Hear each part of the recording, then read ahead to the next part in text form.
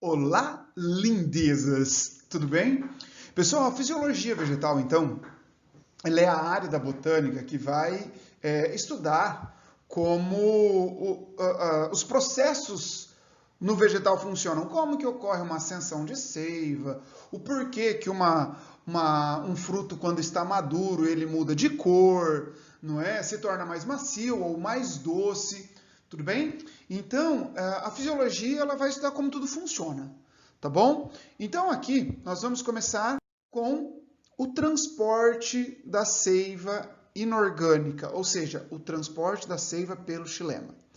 Como os desenhos para os transportes, eu não acho muito legal o dos livros, não quer dizer que não sejam bons, tá? Mas é que eu acho mais didático alguns que eu gosto de usar no quadro. Então, por isso, eu tirei algumas fotos para usar aqui, então. Por isso que eu fiz até um fundinho aí, como se fosse um quadro de giz. Olha só.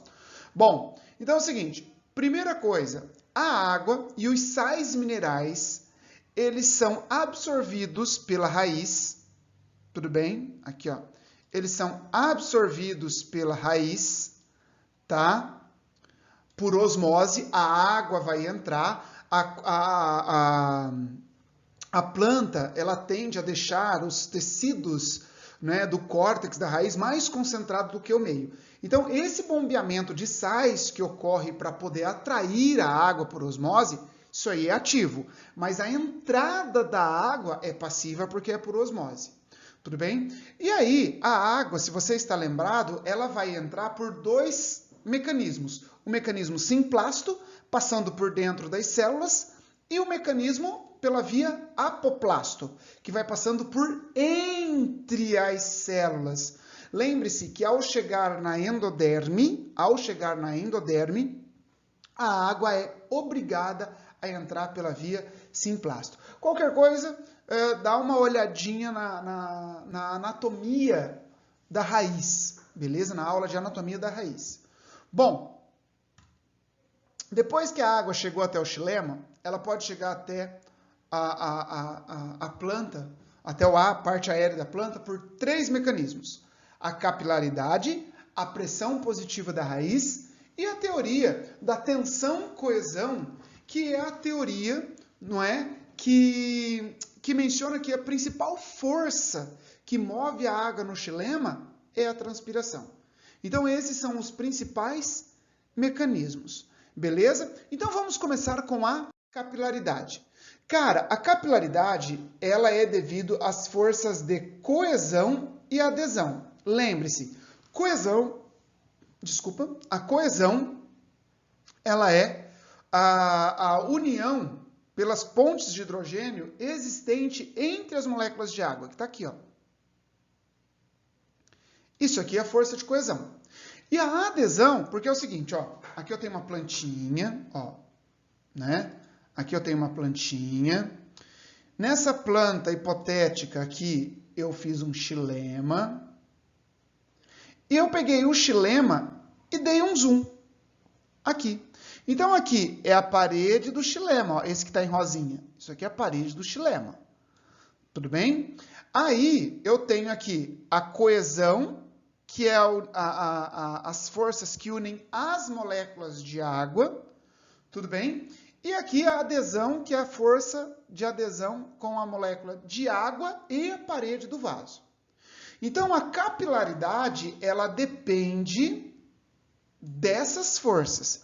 Por exemplo, uma molécula de água, então ela se conecta à parede por adesão, tudo bem? Por adesão. E por coesão, ela está ligada a outra molécula de água. Então, ela vai pegar uma molécula de água aqui assim, ó, ela se conecta e joga ela para cima no vaso. Então, essa molécula aqui vai vir, vai aderir na parede do vaso, aí se atrai a outra molécula por adesão, por coesão, desculpa, joga para cima do vaso. Então, se você olhar aí nesse desenho, você vai ver que ela vai jogando as moléculas de água para cima. Então, esse é um processo de ascensão, só que esse processo, ele é válido? Sim, mas ele não consegue elevar a coluna d'água até, sei lá, 100 metros de altura. Não. ele só consegue a uma distância curta. Ou seja, mais ou menos 30, 40 centímetros ele consegue levar. Às vezes até 50, dependendo da condição. Beleza? Então, o que eu preciso que você anote aí no seu caderno? Eu preciso que você anote que a capilaridade sozinha não é capaz de levar a água até a copa das árvores grandes. Beleza? Então, eu já vi muito disso daí em vestibular sendo cobrado, tá? E aluno perdendo a questão por bobeira perdendo a questão. Tudo bem? E aí uma coisa que é legal você saber é que a capilaridade, por exemplo, quando você pega um copo com um líquido e coloca aqui 3 tubos, eu preciso que você saiba que quanto menor a capilaridade do tubo, maior a água vai estar sob pressão lá dentro. Então ela vai subindo por coesão e adesão mais facilmente. Então eu gostaria que você notasse que quanto menor o diâmetro do vaso, mais alta será a coluna d'água no seu interior, tá?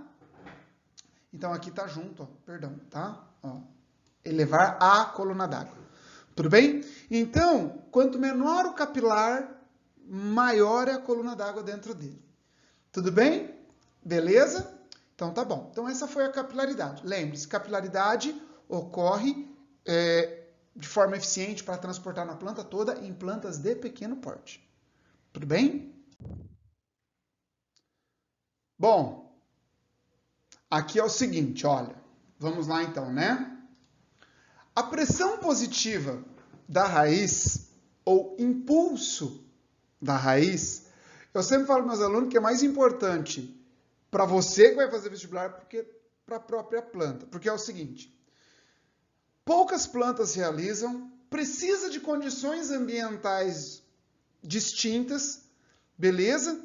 E é um transporte lento, tá bom? Então, poucas plantas fazem. Agora, no vestibular, é importante. Por quê? Cai pra caramba, velho. Cai muito, muito, muito, muito, muito, muito, muito. Então, olha só, presta atenção aqui.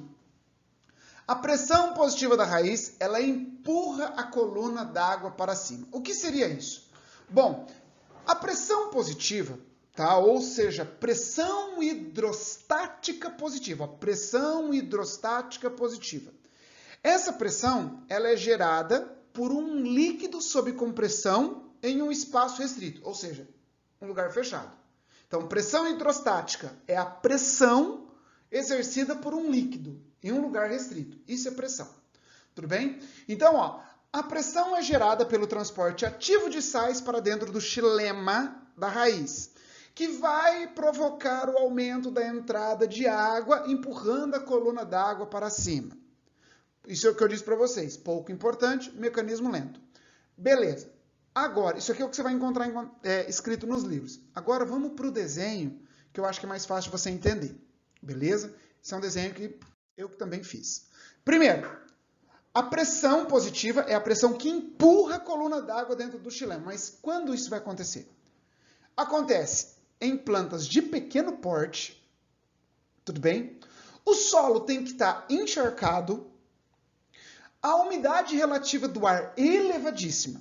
E nessas condições de solo encharcado e umidade relativa do ar elevada, olha, presta atenção, está saturado de água o ambiente. Então, a transpiração, ela reduz muito, muito, muito, ou ela realmente para. Beleza? Então, porque o ambiente está saturado, então a água que está na planta não sai para o ambiente. Tudo bem? Então, como que isso vai acontecer? Olha só, aqui eu tenho uma planta que eu desenhei, a metade de uma planta. Tudo bem? Ó? Aqui está uma partezinha da planta. Isto daqui é o xilema. Ó. Isso aqui é o xilema. Tudo bem? Aí aqui uma folha. Então, nessas condições que eu falei para vocês, a transpiração, ela parou. Então, essa água, ela está parada aqui dentro do xilema. A água está parada aqui.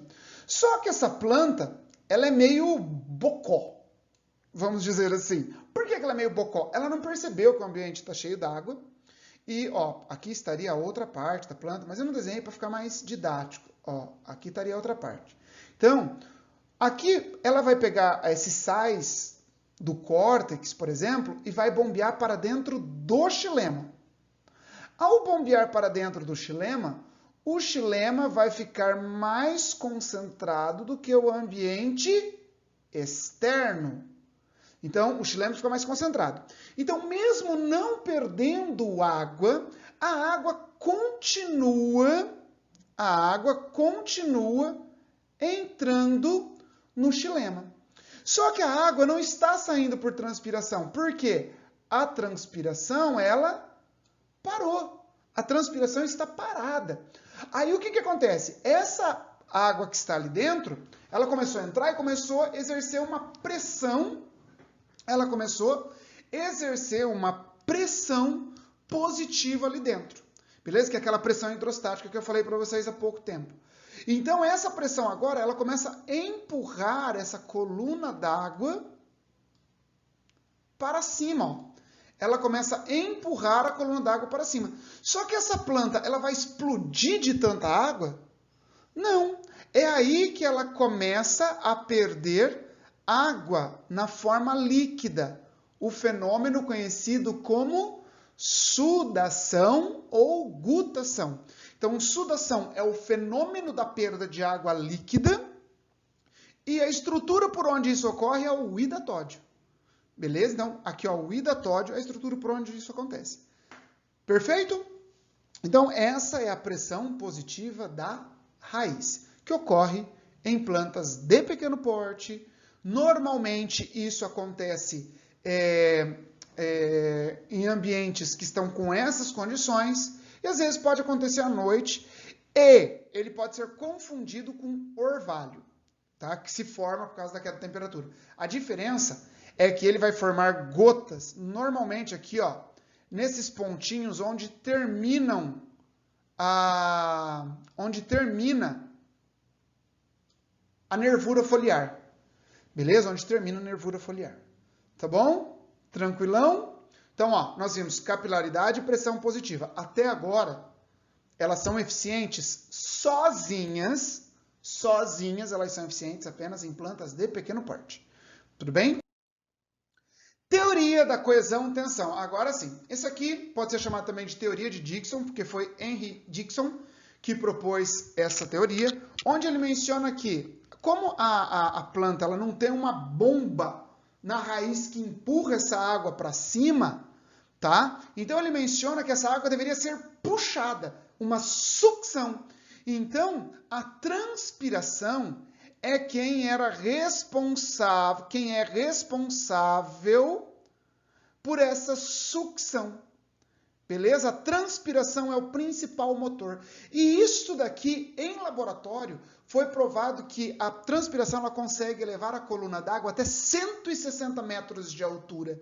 Beleza? Então, isso aqui foi provado em laboratório. Como que isso acontece? Mais uma vez, meu desenho. Tudo bem? Esses são os desenhos que eu passaria para vocês no quadro, tá? Então, aqui é o seguinte. Olha só, eu tenho aqui raiz, um desenho representando a raiz, um desenho representando o caule e um representando a folha. Isso tudo aqui é o xilema. Perfeito? Isso é o xilema. Então, tá bom. Olha, primeira coisa, a transpiração é quando a planta ela perde água na forma de vapor. Então, quando a água ela recebe energia, as suas moléculas se agitam, elas se afastam e passam do estado líquido para o estado gasoso. Mas lembrem-se que as moléculas elas estão unidas firmemente por coesão. Beleza? Elas estão unidas firmemente por coesão. Então, quando uma pequena molécula dessa daqui, ela passa do estado líquido para o estado gasoso, beleza? Ela está puxando a molécula que está atrás dela, ó. Beleza? Então, devido às forças de coesão entre as moléculas, uma molécula vai puxando a outra, beleza? Ó, uma molécula vai puxando a outra, gerando uma tensão na coluna d'água. Por isso que é chamada de teoria da coesão-tensão, mas também já vi escrito tensão-coesão. Tem as duas formas em livros. Tá? Então, a célula da folha, ela puxa a do caule, tá? A folha puxa as moléculas de água do caule, a do caule puxa da raiz, a raiz fica mais concentrada e atrai a água por osmose. E assim, então, a água ela vai das raízes até a atmosfera. Perfeito? Através desse processo de transpiração. Então, aqui, a transpiração, eu quero que você entenda o seguinte. A transpiração, ela pode ocorrer em todos os vegetais, grandes, pequenos. Não é por isso que eu sempre falei, ó, sozinha a capilaridade não consegue, sozinha a pressão positiva não consegue. Não quer dizer que elas não podem estar atuando simultaneamente. Pode, beleza? Só que sozinha, somente a transpiração consegue elevar a coluna d'água nas plantas de grande porte, consegue passar acima dos 100 metros de altura aí, a coluna d'água. Perfeito? Espero que tenha entendido. Tudo bem? Joia? Então tá. A transpiração, como eu disse para vocês então, é a perda de água na forma de vapor. Tudo bem? E a transpiração total, ela é igual à transpiração cuticular mais a estomática. Então, lá na folha, você tem a transpiração cuticular e a transpiração estomática. A transpiração cuticular, ela gira em torno de 5 a 10%, beleza? Só que a planta, ela não controla a curto prazo, porque a planta, ela pode produzir mais cutícula, menos cutícula, isso ela pode, beleza? Só que a curto prazo, tipo assim, esquentou agora, vou fechar, vou parar, não tem jeito. Isso é possível pelos estômatos. Então, da transpiração foliar, os estômatos são responsáveis por 90% da água evaporada. E aí, lembrando, né, que aqui você tem as células anexas, as células guarda e aqui o ostíolo por onde vai ocorrer a perda de água. Aí que entra nas provas o mecanismo de abertura e fechamento dos estômatos. Tudo bem? É aí que nós temos então o seguinte. A abertura e o fechamento, elas dependem do transporte de potássio entre as células guarda e as células anexas. Tudo bem? Então, ó, por exemplo, o potássio é esse que está em vermelhinho ali, tá? Então, o potássio ele vai ser bombeado para dentro das células guarda, consequentemente, a célula guarda fica mais concentrada. Então, a água que está ao redor vai entrar na célula guarda, ela fica túrgida e mantém o estômago aberto. Porém, para fechar vai ser o processo inverso. A água, ela vai... A célula ela vai bombear o potássio, ele vai sair dessa célula, vai vir para a célula anexa. A célula anexa, ela vai ficar mais concentrada e atrai a água para ela. A célula guarda, ela vai murchar e vai fechar o ostíolo, impedindo, então, as trocas gasosas. Em que condições? Então, ó, em que condições que isso vai acontecer, William? Em que condições? Ó, o estômago aberto, em primeiro lugar. O estômago aberto e aqui o estômago fechado. O estômago, ele está aberto na presença da luz e ele está fechado na ausência da luz. Tudo bem? Quando você tem uma baixa concentração de CO2 no mesófilo, tá? No meio da folha, ele abre. Por quê? O CO2 vai ser utilizado na fotossíntese. Então, ó, para pensar que esses dois caras aqui, eles estão diretamente ligados. Tem luz, faz fotossíntese, consome CO2, então abre o estômago. Na ausência da luz, chegou a noite, a fotossíntese para.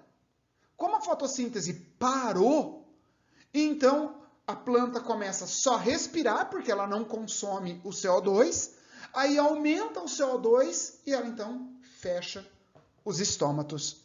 Tudo bem? Tranquilo?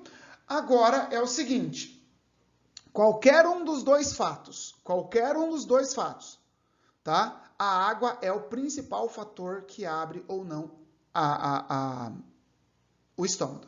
Por exemplo, se eu tenho água suficiente, o estômago ele abre, beleza? Se eu tenho água insuficiente, ele fecha o estômago para evitar a desidratação. Por exemplo, ao meio-dia, tem sol? Tem. Concentração de CO2? Baixa. Tem luz? Tem. Mas começou a faltar água, ela fecha. Por quê? Gera um estresse, chamado estresse hídrico. E no estresse hídrico, gera o ácido abscísico, que aumenta a permeabilidade do potássio para a célula anexa. Então, a água vai sair e o estômago vai murchar. Perfeito? Tranquilo? Agora, presta atenção nisso daqui, ó. Existem plantas que são conhecidas como plantas com metabolismo CAM, que aí é uma exceção. São plantas adaptadas a climas áridos, como é o caso do cacto. Ele abre o estômago durante a noite para capturar o CO2, porque daí, como a noite vai estar mais fresco, ele perde menos água por transpiração. Ele vai perder menos água por transpiração, tá? Então, ele abre o estômago à noite, armazena o CO2 na forma ácida nos seus vacúolos durante a noite. Durante o dia, ele fecha o estômago e vai liberando o CO2 aos poucos para acontecer a fotossíntese durante o dia. Beleza? Tranquilo? Então tá bom, meus amores. Então assim, nós estamos... Achei que tinha acabado.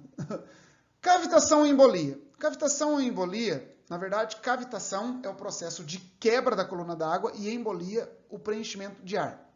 Tudo bem?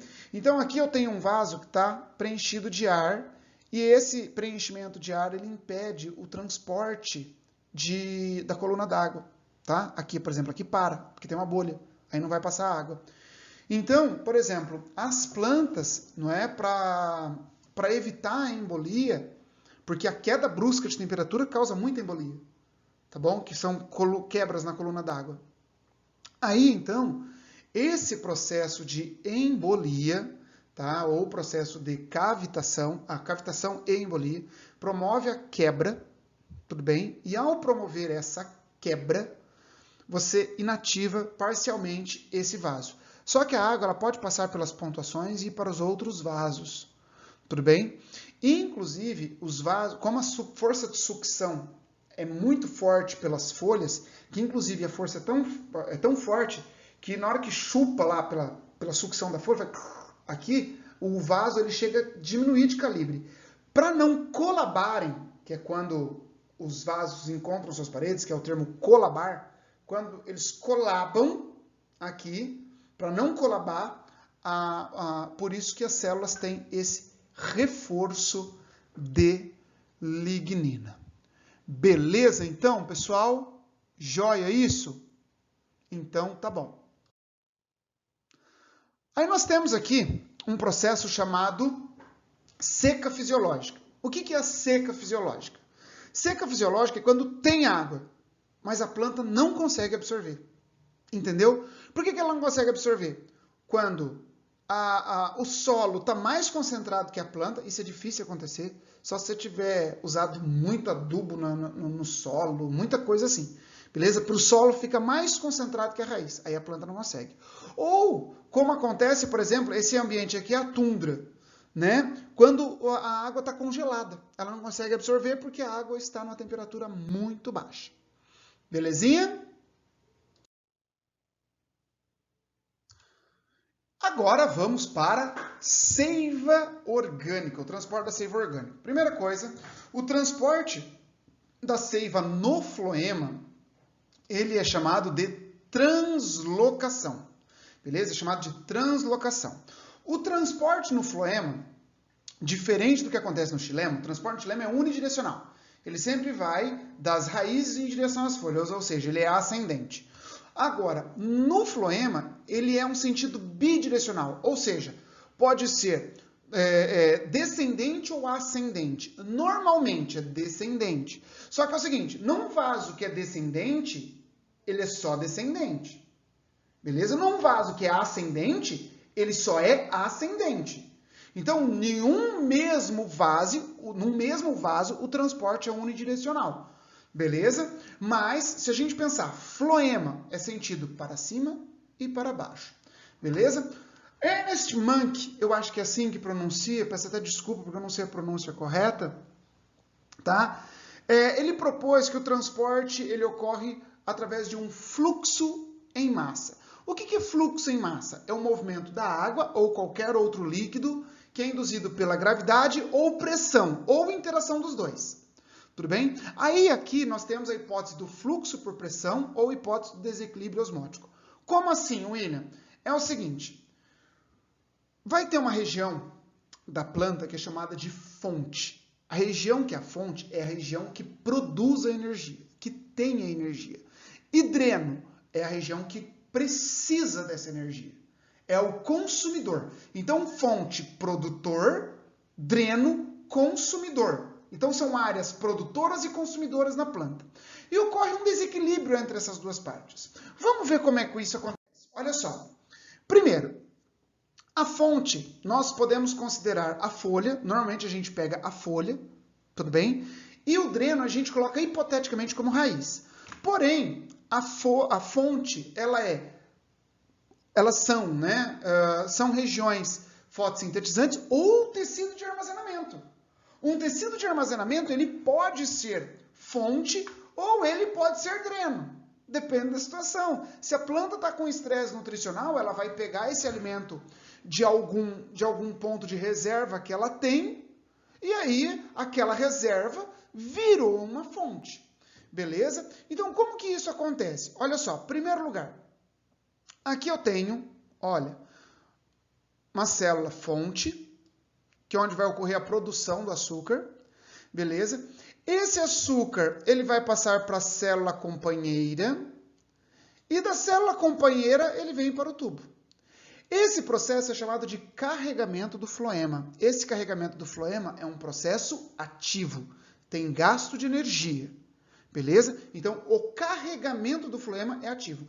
Então, como aqui agora ficou mais concentrado, olha, aqui ficou muito mais concentrado, o floema ele vai atrair a água que está no xilema para dentro dele. E essa água agora vai arrastar pela gravidade, beleza? Morro abaixo. Tudo bem? Quando chega no dreno, esse açúcar ele é descarregado, possivelmente é um processo ativo. Tudo bem? Então ele é descarregado e vai para a célula de reserva. Tudo bem? Consequentemente, agora com o descarregamento, aqui ficou menos concentrado. E a água vai passar, então, para o xilema e aí vai subir através das correntes de transpiração do xilema ou qualquer outro mecanismo de ascensão. Tudo bem? Então, olha só. Primeiro, qual é o principal açúcar em transporte na planta? O principal açúcar em transporte é a sacarose. Principal açúcar de reserva, tá? O principal carboidrato de reserva é o amido, tá bom? Então, ó, novamente, ó, o açúcar produzido pela folha, ele vai ser bombeado para dentro do floema, tá? Vai ser carregado. Esse processo é ativo, já vocês vão ver no próximo slide. Aqui fica mais concentrado. A água é atraída, tá? Do xilema para o floema, ela é atraída. E essa água agora, ela arrasta esses açúcares morro abaixo. Por isso que é chamado de carregamento por fluxo em massa. Chegando aqui, vai ser descarregado esse açúcar para a célula do dreno, tá? Pode ser um parênquima, amilífero, alguma coisa assim. Agora aqui ficou menos concentrado e a água vai para o xilema e aí ela sobe. Então a planta ela recicla a água que está dentro dela. Perfeito? Tranquilo então?